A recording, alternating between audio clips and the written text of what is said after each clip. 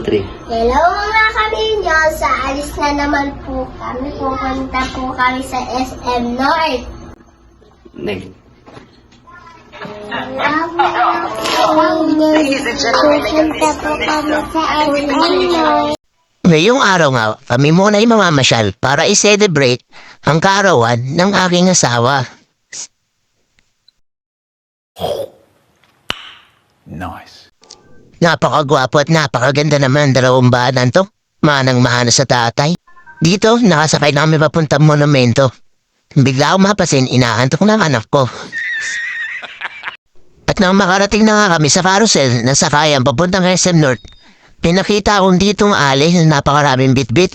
Dali-dali ko itong tinulungan. Kasi nakasanayan ko na rin talagang gawin ito eh.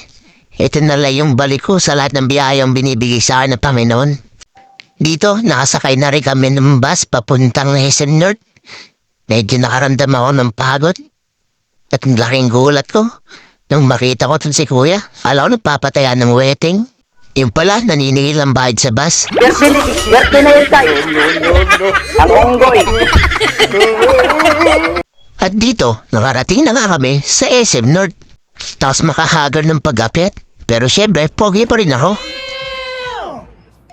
Find yourself stuck in the middle of the sea. I say the world. Dito, napagpasya namin na sa Greenwich na lang kumain. Dahil gutom na rin talaga ang mga bata.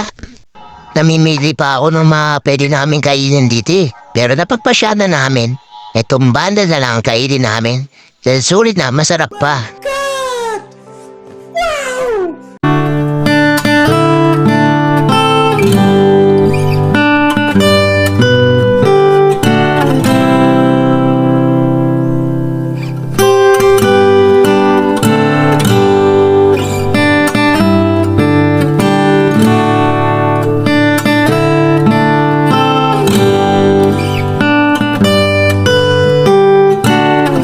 At nang matapos kami kumain, dito na nagkayayahan para maglaro ang aming mga chikiting. Dito, kyak. Nag-iisip bata na naman ako. O diba?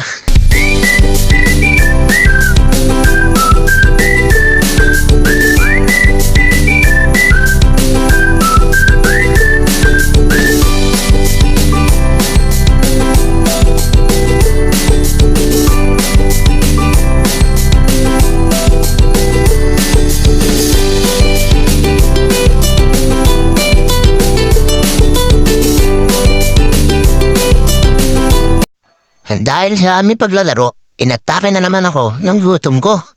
Kaya saglit kami dumaan dito sa Geico. Geico, baka naman. Dito na lang tinatapos ang aming mini vlog. Hanggang sa muli, paalam!